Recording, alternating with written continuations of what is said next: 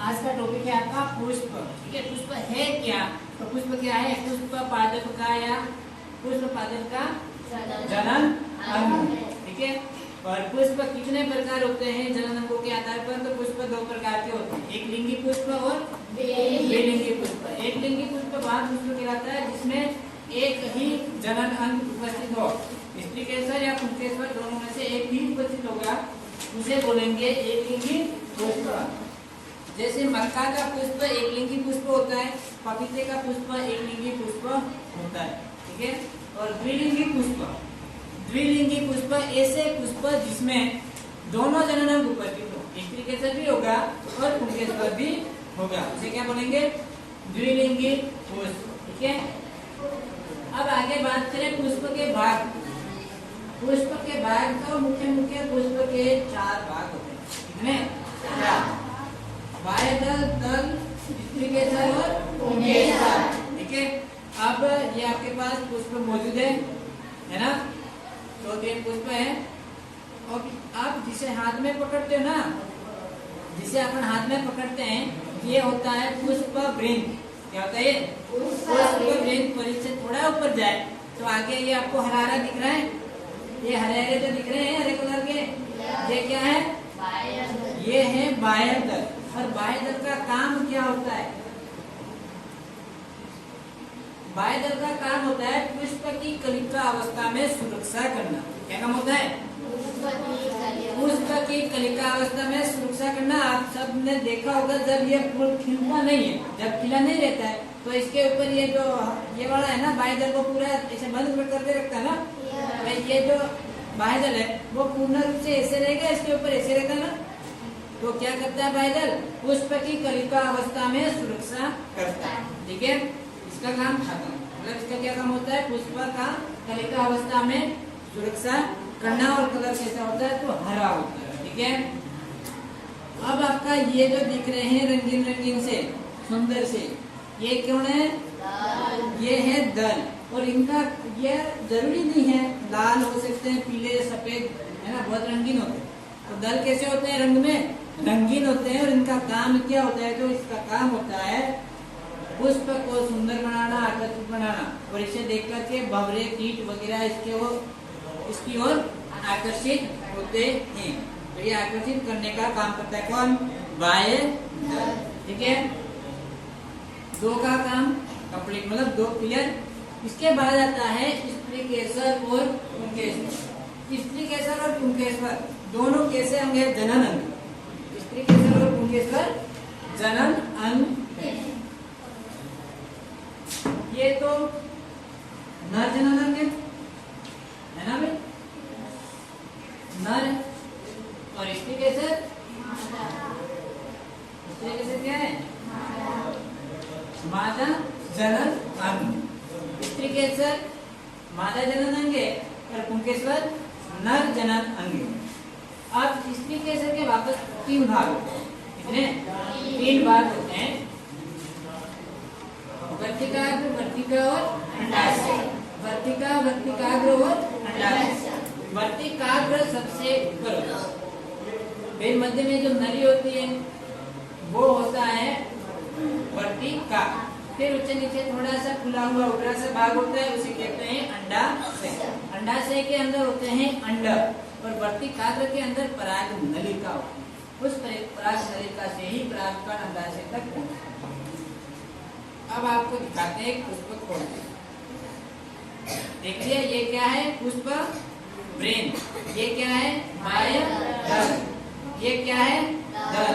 ये पीले पीले जो दिख रहे हैं वो कौन है? पुंकेसर। ठीक है, और इसमें वापस ये धागे जैसी संरचना दिख रही है, बिल्कुल ये धागे जैसा पीला पीला दिख रहा है। इसके जस्ट नीचे बिल्कुल धागे जैसी संरचना जो होती है वो क्या है? कुतंतु, है ना? अब इसको ये सारे निकल गए। क्या निकल गए? दल निकल गए। ये कौन निकल गया? बाह्य दल। बाह्य दल का रंग कैसा होता है? क्या काम करता है? पुष्प की कलिका अवस्था में सुरक्षा करना, है ना? और दल का क्या काम होता है? अरे दल किससे होते हैं? कीटों भंवरों को अपनी ओर आकर्षित करते हैं, पुष्प की सुंदरता बढ़ाते हैं। अब ये जो सारे पीले पीले दिख रहे हैं वो तो है आपके पराग कोष, और ये जिससे ऊपर टिके हुए है ना धागे जैसी संरचना दिख रही है कोई, ये होगा आपका उदंतो और पराग कोष। पराग कोष के अंदर क्या होता है? पराग कोष के अंदर होते हैं पराग कण। ठीक है, आप इनको निकाल देते हैं यहाँ से, ये ठीक है, ये भाई पुंकेश्वर निकल गया और ये पुंकेश्वर यहाँ से निकल गया। ज्यादा बोलना होता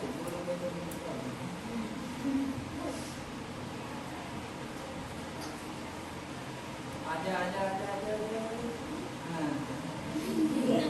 अब ये जो रह गया अपने पास वो क्या है? अपने पास अब है जो क्या है?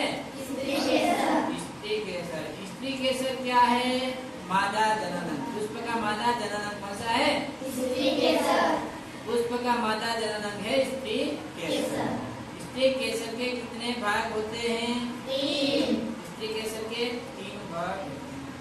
ये जो निकल रही है अपने आप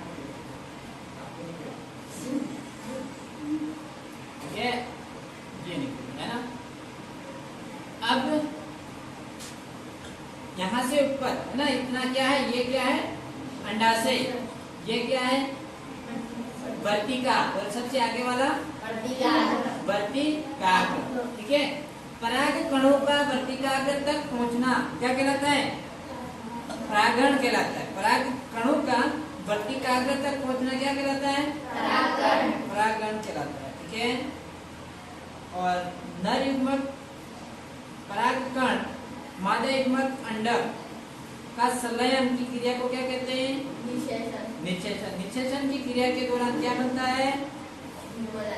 युग्मनज बनता है, जो बाद में जाकर के बीज में मतलब वो नया गुण नया पौधा विकसित करने के लिए काम। अब ये जो बिल्कुल पतली सी संरचना निकल गई ना, ये है पराग नलिका। इसके अंदर से जाता है परागकण अंडाशय तक, है ना, इसके अंदर से जाता है ना। अभी भी जा सकता है ना, थोड़ी देर बाद में सूख बंद हो जाएगी तब नहीं जाएगा, अब तक जा सकता। ठीक है, ये पराग नलिका क्या काम आती है? अरे ये नलिका काम आती है पराग कणों को अंडाशय तक पहुंचाने में। ठीक है, अंडाशय के अंदर क्या होता है? अब इसमें वर्तिकाग्र, वर्तिका और अंडाशय के अंदर क्या होता है? अंडक होते हैं। अंडाशय के अंदर क्या होता है?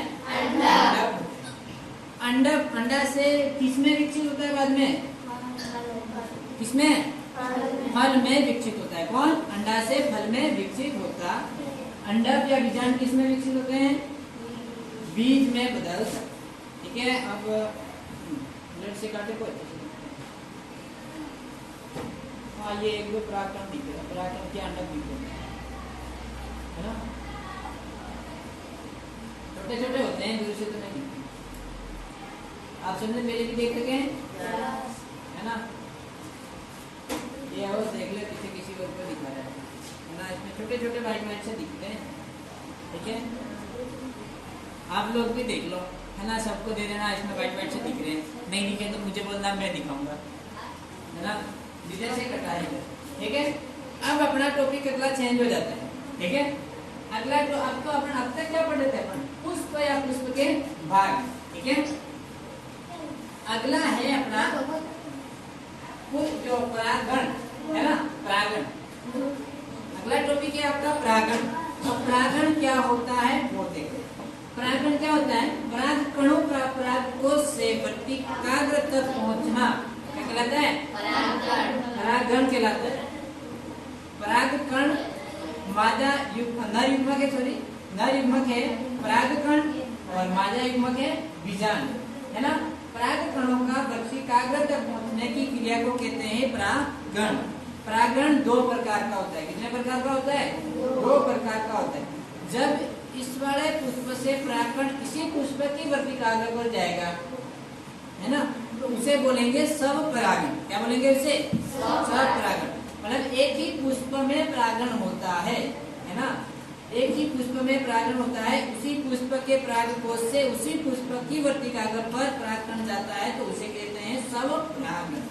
पर अब ऐसा जिसको दिखता थोड़ी ना है, जैसे दो फूल पेड़ पर लगे रहते हैं, है ना, तो ये वाला परागकण यहाँ पर भी आ सकता है और यहाँ से परागकण यहाँ पर भी जा सकता है ना।